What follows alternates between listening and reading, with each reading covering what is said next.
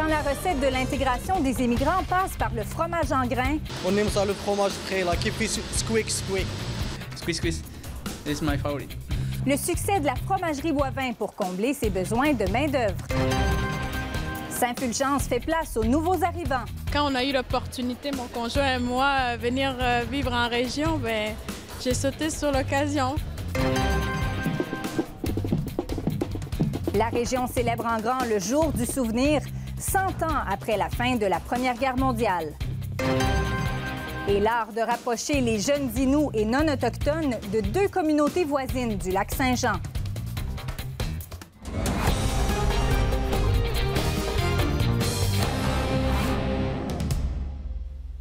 Bonsoir, Mesdames, Messieurs. Tout d'abord, une triste nouvelle de dernière heure. La Sûreté du Québec vient de confirmer la mort de la jeune conductrice blessée la nuit dernière à Héberville. Il s'agit de Mégane Lapointe, 20 ans, de Saint-Bruno. Elle est entrée en collision avec un poteau électrique qui a été complètement sectionné sous la force de l'impact. Ça s'est produit vers 3h45 du matin. Elle a perdu le contrôle de son véhicule sur la rue Saint-Wilbrod et à la suite de la collision, elle a été éjectée de l'auto, ce qui laisse croire qu'elle ne portait pas sa ceinture de sécurité de façon conforme. L'autre passagère, une jeune femme de 21 ans, n'a subi aucune blessure. Pour l'instant, l'état de la chaussée qui était glacée et enneigée semble avoir joué un rôle dans cette tragédie.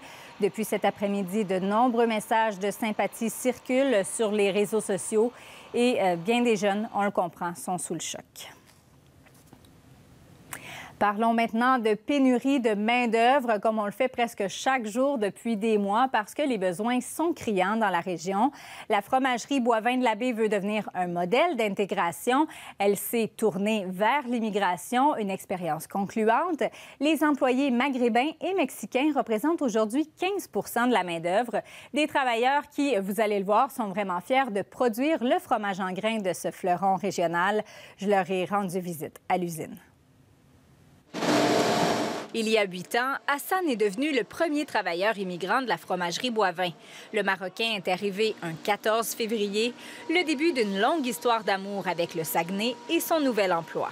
Je tentais ma chance, ils m'ont aidé beaucoup et j'ai passé comme manœuvre, chef d'équipe, après ça coordonnateur. Ils m'ont fait confiance et j'ai rendu coordonnateur de production.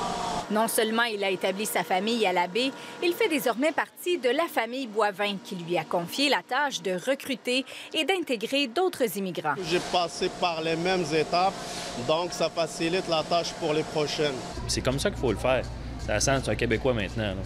Puis si on fait ça comme ça, bien, on va répondre à nos besoins de main-d'œuvre, on va avoir des gens de qualité. Des gens aussi qui peuvent avoir des sous. C'est pas de prendre des gens qui... Ces gens-là sont même prêts parfois à investir ici au Canada. Il faut être ouvert à ça. La fromagerie compte maintenant 7 employés permanents issus de l'immigration, dont Saïd, qui occupe le poste d'électromécanicien depuis 4 mois. Je me sens vraiment installé et bien intégré. Puis j'aime aussi les amis qui travaillent avec moi parce qu'on fait un travail d'équipe. Et j'aime vraiment ça. Et ici, à l'usine de fromagerie Boivin, on touche pas mal tout. Saïd profite de chacune de ses pauses pour manger du fromage en grains typiquement québécois. On aime ça le fromage frais, là, qui fait squeak, squeak. Puis j'ai l'amené au Maroc. Fait que le fromage de Boivin est déjà arrivé au Maroc. Squeeze, squeeze. This is my favorite. Edwin fait quant à lui partie des 10 travailleurs mexicains qui ont obtenu un contrat de 6 mois à la fromagerie. Peut-être qu'ils vont avoir de la poutine au Mexique bientôt parce qu'ils découvrent aussi nos valeurs et nos traditions ici. En accord avec le syndicat, l'entreprise a recours à cette main-d'œuvre temporaire pour combler ses besoins ponctuels. La fromagerie leur offre un gîte à 5 minutes à pied de l'usine. La gente fantástica. De ahí, todo es maravilloso. C'est peut-être là qu'on se démarque le plus, c'est qu'on prend soin de ces gens-là. À Montréal, souvent, ils ont l'emploi, mais débrouille-toi. Le défi reste tout de même de les attirer en région. Les coûts et les efforts sont énormes pour les entreprises qui déplorent le manque de soutien des gouvernements. Je dis à la blague, on fait plus de publicité pour aller chercher des emplois, des travailleurs qu'on en fait pour vendre du fromage. La proportion de travailleurs immigrants va continuer de s'accroître au cours des prochaines années, de quoi faire sourire les Saguenayens qui les accueillent. On a eu toujours beaucoup de plaisir avec eux, ils s'intègrent facilement même. Puis normalement, ils sont même capables, la preuve. Je parle encore de Mohamed ou Hassan, ils ont monté en titre. sont capables de monter comme n'importe qui d'autre, au même titre qu'un Québécois qui est né ici.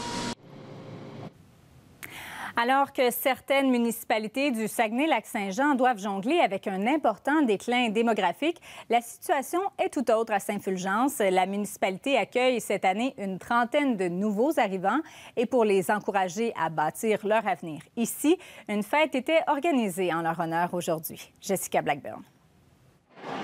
Miguel Marceau et Mélina Garnier ont quitté la France il y a quelques mois pour venir s'établir au Québec. Après avoir visité Saint-Fulgence, ils sont tombés sous le charme. Le couple a décidé d'en faire sa terre d'accueil.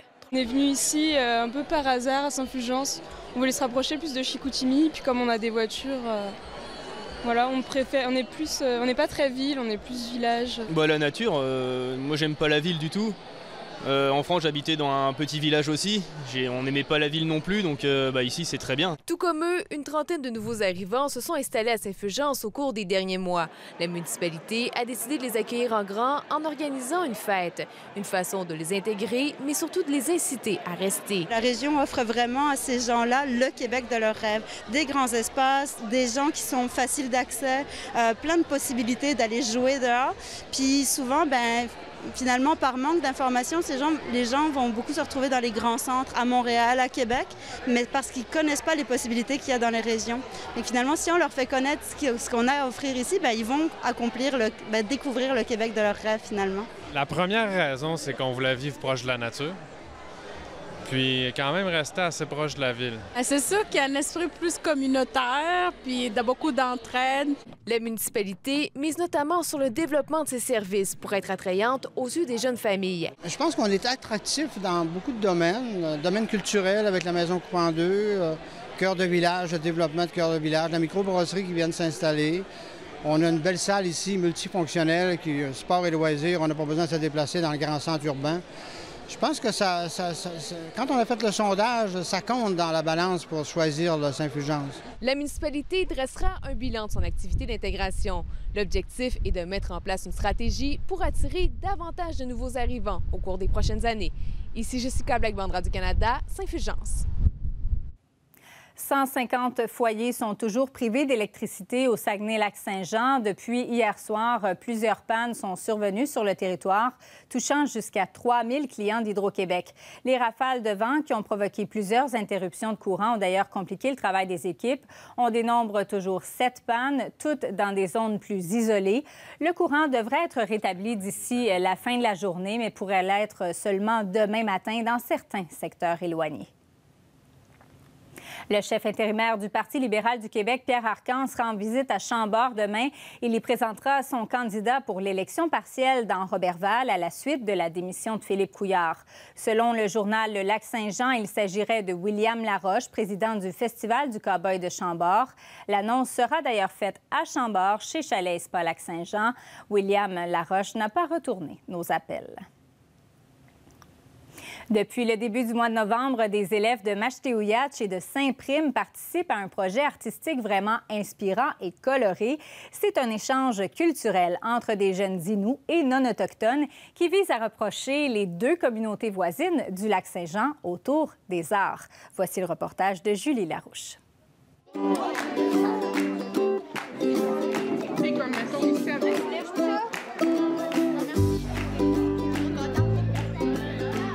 Là, vous êtes venu intégrer des matériaux naturels comme des plumes. Après ça, ici, on a du castor. C'est super. Accord Pequawakami-Inuits, c'est un échange de voisins du lac. Pequawakami, c'est le nom du lac Saint-Jean qu'on a ici. Ça veut dire le lac plat en langue Innu. Et Inuits, c'est les habitants, donc c'est les voisins. Et nous, on a décidé que c'était pas seulement Machétéouiatch qui était Inuits, voisin du Pequawakami, c'était aussi toutes les autres communautés. Et donc on a proposé un projet qui rapproche Saint-Prime et Machétéouiatch autour des arts, puisque c'est toujours ça qui permet de souder les gens. Est-ce que vous comprenez qu'est-ce qu'on fait? Oui? Une centaine d'élèves des écoles primaires de Saint-Prime et Moshtoyats sont donc jumelés pour participer à des ateliers offerts par les artistes Émilie Desmeules et Sonia Robertson. Bien, je leur ai fait faire des carrés de feutrage. Donc, moi, ce que j'aime avec cette technique-là, c'est que ça laisse énormément place à la créativité. Puis ça ressemble beaucoup à la peinture. On vient passer les morceaux de laine puis les matières comme on donnerait un coup de pinceau. C'est beau, c'est une belle effet de castor. Moi, j'aime bien refaire les alliances, dans le sens où, au début, j'ai amené l'idée des premières alliances entre les Français puis les Inuits. C'est souvent un thème dans mes expositions, dans mes œuvres. Moi, l'idée, c'est le feutrage était important pour feutrer du castor, le poil de castor qui servait à faire les chapeaux haute forme. Donc, c'est pour ça que les Français sont venus ici. Les enfants, la création qu'ils font est unique, mais ça va venir s'intégrer dans quelque chose de plus grand encore. Fait que j'ai hâte de voir s'ils vont pouvoir reconnaître vraiment leur travail, puis voir la satisfaction qu'ils vont avoir aussi d'avoir participé à ça. Pour concrétiser ce projet, l'équipe de la Corporation du Bedeau de Saint-Prime a reçu une subvention de 25 000 $ du Conseil des arts et des lettres du Québec et de la MRC Domaine du Roi. Une expérience très riche pour les jeunes. Ça m'a permis de découvrir de nouvelles personnes amérindiennes. J'aime beaucoup être en équipe, participer à des affaires de même. En fait, c'est qu'on est deux villages proches, mais finalement, c'est parce qu'on se connaît pas bien. Fait que ce projet-là, c'est pour essayer de se réunir.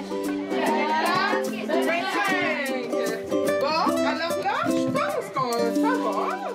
Tous les jeunes qui participent à ce projet se retrouveront au Vieux Couvent de Saint-Prime le 17 janvier pour le vernissage de leur création et pour un spectacle de l'auteur-compositeur-interprète Shawit. Ici Julie Larouche, Radio-Canada, Moshtoyats.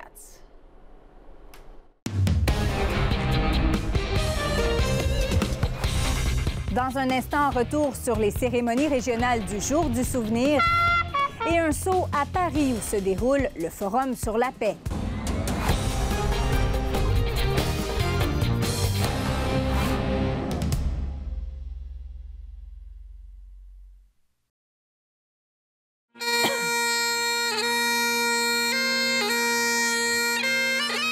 Comme partout au Canada et ailleurs en Europe, les commémorations entourant le Jour du souvenir ont été nombreuses dans la région aujourd'hui. Des parades, des rassemblements, des cérémonies militaires ont marqué le 100e anniversaire de la fin de la Première Guerre mondiale. Des hommages pour ne jamais oublier les soldats morts au combat. Rosalie Dumais-Beaulieu.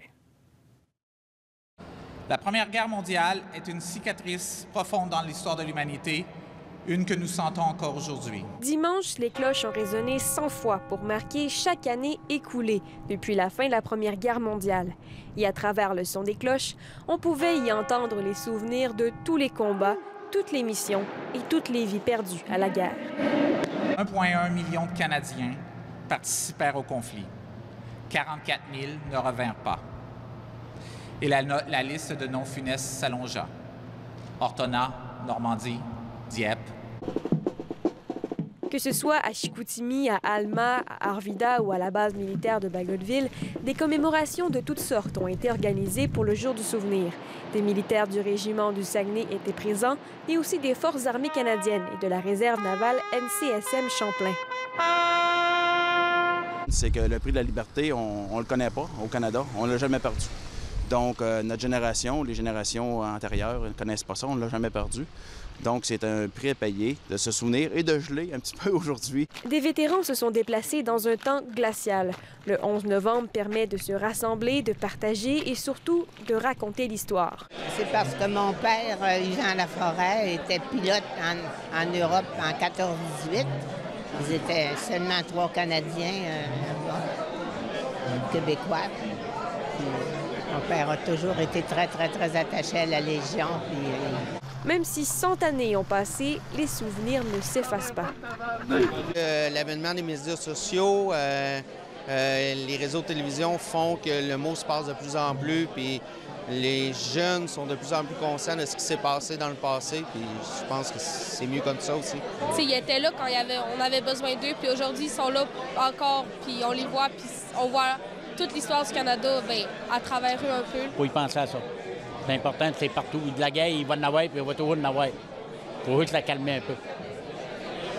La population était au rendez-vous, notamment à Arvida, où 200 personnes ont affronté le froid pour se recueillir. Ici, Rosalie Dumais-Beaulieu, Radio-Canada, Saguenay. À Paris, le président Macron avait réuni des dizaines de chefs d'État pour souligner en grand ce 100e anniversaire de l'armistice. La cérémonie a été suivie d'un forum sur la paix, boudé par le président Trump, où plusieurs de ses leaders, dont le premier ministre Trudeau, ont dénoncé la montée de l'extrémisme qui menace justement cette paix durement gagnée. Notre correspondant Jean-François Bélanger. Des cloches pour annoncer la paix. À la 11e heure, du 11e jour, du 11e mois, comme il y a 100 ans. Plus de 70 chefs d'État et de gouvernement ont répondu à l'invitation d'Emmanuel Macron pour commémorer l'armistice. La France, l'Allemagne, le Canada, les ennemis d'hier marchant côte à côte, aujourd'hui alliés, unis par des valeurs communes.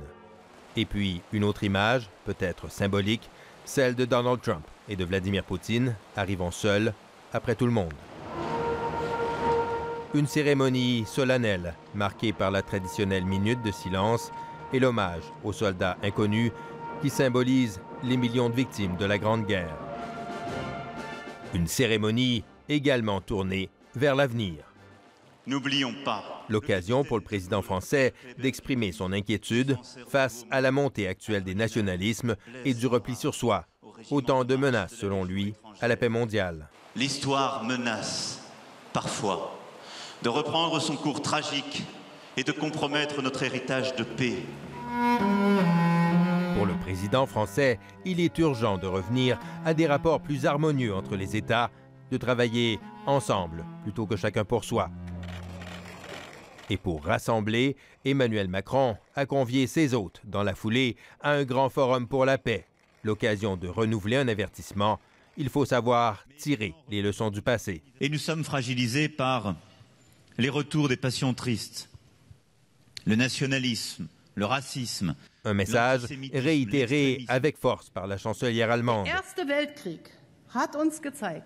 La Première Guerre mondiale nous a montré les conséquences funestes de l'isolationnisme, dit Angela Merkel.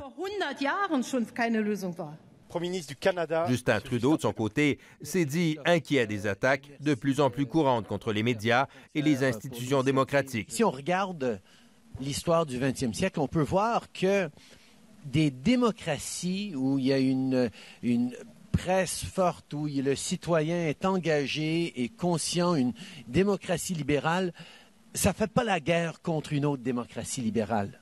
Un grand forum pour la paix dans le monde, pour la coopération internationale et un grand absent, le président américain. Donald Trump a décliné l'invitation d'Emmanuel Macron et a préféré faire cavalier seul pour aller rendre hommage aux victimes américaines de la guerre. Ici Jean-François Bélanger, Radio-Canada, Paris.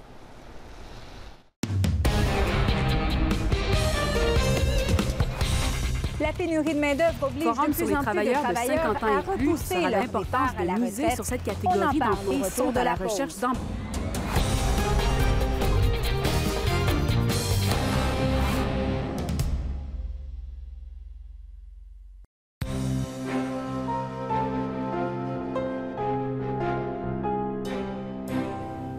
Repousser sa retraite en raison de la pénurie de main-d'œuvre, ça devient de plus en plus fréquent. Les entreprises redoublent d'efforts pour retenir et attirer les travailleurs âgés. Cet enjeu fera d'ailleurs l'objet d'un forum la semaine prochaine à Montréal. Marie-Laurence Delaney. En cette période de préparation pour l'hiver, ce garagiste a besoin de tous ses employés. Heureusement, il peut aussi compter sur un mécanicien expérimenté qui, à 60 ans, n'est même pas prêt de prendre sa retraite. Parce que j'aime ça. Vous aimez ça? Oui. Vous vous rendez compte que votre patron a besoin de vous aussi beaucoup, hein? Oui. Parce que si on n'est pas là, on ne fait pas d'argent. Les gens qui sont plus vieux, on est intéressés de les garder parce qu'eux autres, ils ont l'expérience puis ils ont le vécu de ce que c'est que ce métier-là, tu sais. C'est connu, de nombreuses entreprises sont à la recherche d'employés au Québec. Environ 1 million d'emplois seront à combler d'ici 2024. Comme solution, les experts suggèrent l'automatisation des tâches, l'embauche d'immigrants et aussi celle des travailleurs plus âgés. Ce professeur cite l'exemple du Japon, où 54 des 55-75 ans sont actuellement sur le marché du travail. Au Québec, la proportion est de 42 %. Si nous, on était capable de rejoindre les Japonais, les Japonais ont une société beaucoup plus vieille que la nôtre. La conséquence, c'est qu'on aurait 260 000 travailleurs de plus au Québec et par conséquent, les pénuries de main-d'œuvre, on n'en parlerait presque plus. Un forum sur les travailleurs de 50 ans et plus sera d'ailleurs organisé mardi à Montréal. Les intervenants rappelleront l'importance de miser sur cette catégorie d'employés. Groupe Santé Actuel, bonjour. Irène Morin, elle, est retraitée depuis 10 ans, mais travaille toujours. Elle est réceptionniste pour un courtier immobilier et affirme que les travailleurs âgés ont tout à offrir. On a cette disponibilité, on a aussi la fiabilité, la mobilité, parce que tout le monde semble avoir une voiture. Les gens n'ont pas toujours des voitures. La bonne nouvelle pour les employeurs est que les Québécois prévoient déjà travailler plus longtemps. Un sondage indique qu'un travailleur sur 2 devrait prendre sa retraite à 65 ans ou plus, alors que la proportion en 2003 était de 30 %. Ici Marie-Laurence Delaney, Radio-Canada, Montréal. À la météo, demain dans la région, on prévoit une alternance de soleil et de nuages avec 40 % de probabilité d'averses de neige en matinée. Ce sera encore venteux. Avec le refroidissement éolien, la température ressentie pourrait atteindre -16 en avant-midi. Mais heureusement, ça va se réchauffer un peu par la suite. Mardi, on devrait aussi avoir droit à de la neige, maximum +1, minimum -11. Voilà, c'est ce qui complète vos informations. Passez une excellente soirée à notre antenne. Roger Lemay sera avec vous demain.